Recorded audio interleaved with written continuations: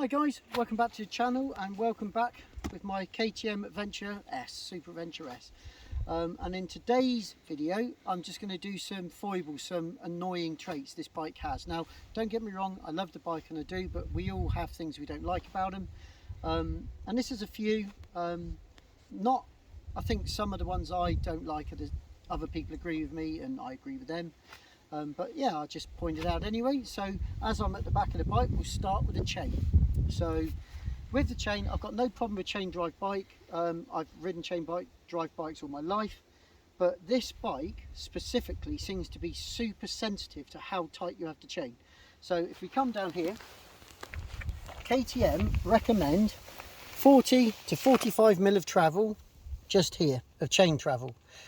Now personally, I find that too loose. I find it makes the bike lash, like the chain lash when you're riding the quick shifter. It gets a bit snatchy and it isn't as smooth. So I run the chain different to what they say. I won't say what, because if I say what I do and for some reason someone does it and they have a problem, then they're blaming me. But that to me, I find it too loose. What I set, it runs a lot smoother, a lot quieter, and the quick shift works a lot sharper. So that to me is incorrect as chain tension goes, but they've got to allow for a lot of other people and a lot of different styles of riding, so it is what it is. But you know, for me, not a big fan. Chain drive fine, that tension on this bike not so good. So next we've got another thing that irritates me is on this bike you can turn off your ABS, and I'll do it now. So we come on, we switch the ignition on, we'll let it run through its cycle.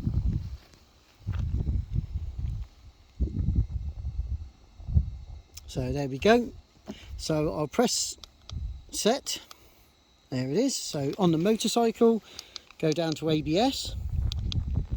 So we're on road at the moment, so we go to off-road, and to get rid of that, to get it on there, you press and hold set, key pressed, release button, not legal. So but now you can drift, you can slide, and it will let you do what you want to do. But obviously now you can lock the front, you can lock the back, so it is more dangerous if you're not used to that. Well, that's fine. So that's how you ride, or how I like to ride. The problem is every time, so I turn the ignition off it goes. So everything's switched off, I turn the ignition back on, and shock horror, ABS is back on road. Now I've looked on forums, and there's a dongle you can fit onto the electronics which holds your settings, so then you can keep it, so when you turn the ignition off you don't have to keep going back in, switching everything back off again and whatever else. So you know, there is ways around it. I didn't realize that until I bought it and looked into it, but that is an irritation. You can get around it, but it's just frustrating. So yeah, that's that. Going on ABS per se, but the brakes, I've got one of my issues with these brakes on this bike is they're adequate and they're strong, but because I've come from riding super bikes, I do tend to lean on the brakes a bit, and they've coloured quite badly. So I think the pads are perfect, the brake fluid's brand new. I just worked them a bit too hard, I think. So I'm going to have to upgrade the discs and pads to cope with, shall we say, my style of riding, which is probably a little bit more aggressive. And I ride two up a lot, so they're under a lot more pressure. So yeah, the brakes, they're strong, but I think for the more aggressive type rider, they need to be stronger. They need to be able to cope with a bit more heat and a bit more demanding use. So and I have seen people take these on track, and there's no way these brakes would survive on track for very long without cooking, because this is road riding, and I've turned the disc blue. They're not buckled yet, but I'm actually having to nurse them a bit. I don't work it as hard as I probably would. So that's the next on my list, and I will do, when I do the brake upgrade, I'll do the video so people can see.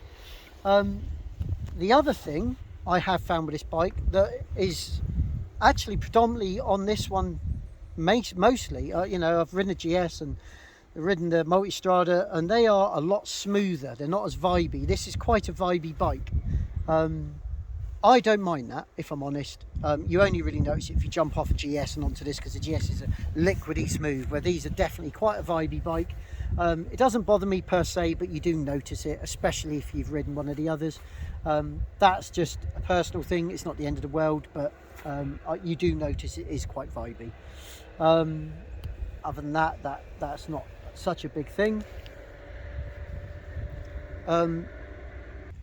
Yeah, so obviously that's the situation with the vibey. And the other one that's kind of niggled me a bit, and I actually tried to get rid of it, is I put the KTM Power Part seat on.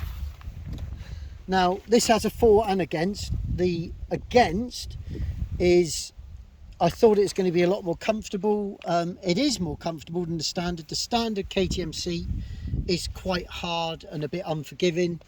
So I bought the Power Part seat, which, you know, it's not massive money, and it is very comfortable, but you do still get uncomfortable. You know, we went to France, and within a couple 100 miles I was feeling it. Now that could be a bit me. I've not ridden for a while, so maybe I'm just not bedded into riding a lot again.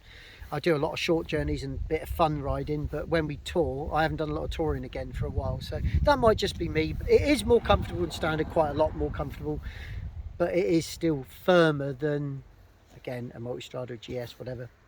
So, you know, that it's a niggle, but there is a plus for it as well, but I'll do that in another video. So other than that, honestly, the thing's great.